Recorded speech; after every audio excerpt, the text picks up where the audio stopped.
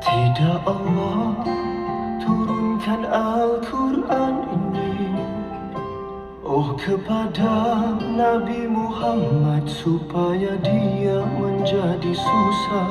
Pilih satu tentunya mereka yang boleh menyanyi dan tentunya juga pilihan agar mereka mendapat menarik minat dari segi penampilan anak-anak untuk meminati kumpulan nyanyian.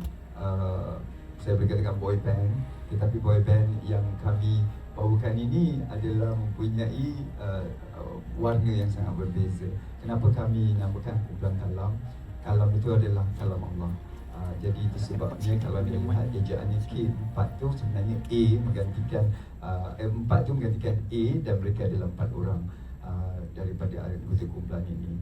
Dan kalam adalah sesungguhnya kami ingin pegang untuk senang orang tahu bahawa lagu yang kami mereka dendangkan nanti adalah lagu yang berkaitan dengan kalam Allah. Melainkan sebagai peringatan bagi orang yang takut kepada Allah.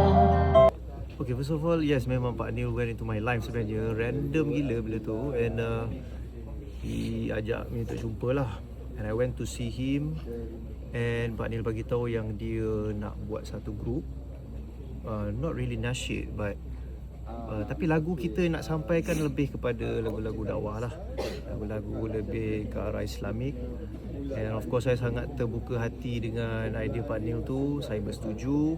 And then we start to figure out what kind of songs, nak buat lirik macam mana semua. And suddenly kita terfikir, why not kita take the meaning from the Quran itself. I think the best punya kata-kata tak ada selain daripada Quran lah. And Pak Neil pun bersetuju dengan idea tu. And kita took some of the words from the surah Taha and also An'am. And the music, yes, kita buat menggunakan AI sebab kita believe there's a technology right now. And also kita lebih kepada, yes, the music is AI, but somehow the words inside the song, that is very important lah bagi saya. Not just the lagu, but kata-kata dalam music ni yang kita sampaikan ni adalah kita yang lebih, saya rasa lebih penting, sebab kita nak sampaikan message dalam lagu tu. So yeah, finally kita start the audition sebenarnya. Kita buat audition secara tertutup and ramai juga yang datang. And finally kita close up to Zul, Danny and Alif lah. And berjumpa pula dengan diorang because sebenarnya masa audition diorang tak tahu yang projek kita nak buat ni adalah projek bersuara Quran, lebih Islamik. Diorang mungkin fikir ini macam K-pop ke, kind of boy band and all that lah. So kita kena bagi tahu benda ni, are you okay with this? Kau minat tak untuk buat benda ni kan? Ada jiwa tak untuk kau nak sampaikan lagu-lagu yang macam ni? And Alhamdulillah dengan izin Allah semua diorang sangat terbuka hati juga dengan idea ni. And they were very happy juga. And we start to form the group. It's been almost a year sebenarnya. Setahun dah. The first time saya jumpa dengan Pak Neil tu dah rasa dah almost setahun yang lepas. Tahun lepas, end of last year lah.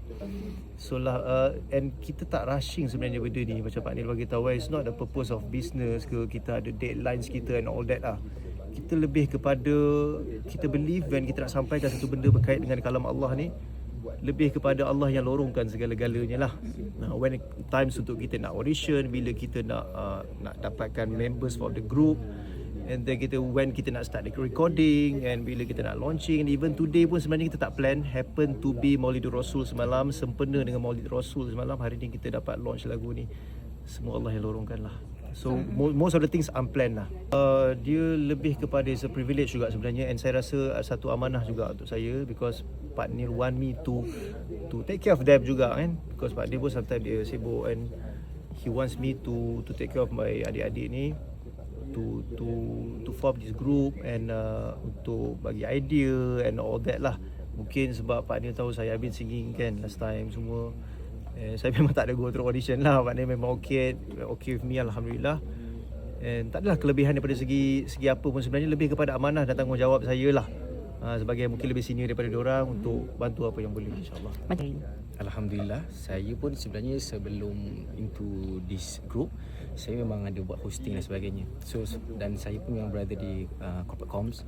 So kita memang dah biasa dengan keadaan situasi macam ni, dan even in terms of work pun kita memang dah dapat orang kata approval daripada bosses, dan mereka sangat support, especially bila benda ni dimention tentang lebih pada dakwah dan menyampaikan ayat Al-Quran ni.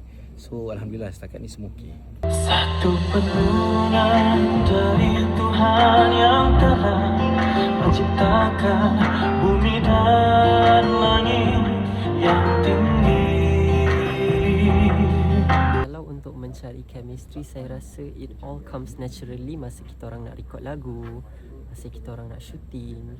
Dia macam naturally semua orang okay dengan everybody and everyone very selesa with each other. So alhamdulillah, dengan izinnya smooth lah, everything goes as planned. Orang tak kenal each other, so through audition dan dapat disatukan oleh Pak Neil, dan alhamdulillah saya dapat kenal dengan adik saya. Masing-masing mempunyai vokal yang menarik. Macam Zul mempunyai suara yang lantang, macam Abang Isa suara yang merdu, dan harmonization daripada Danny. Dan saya rasa dari keunikan semua ni dapat menyatukan keseimbangan suara masing-masing dan membuatkan lagu ni menjadi sangat unik. Tuhan yang Maha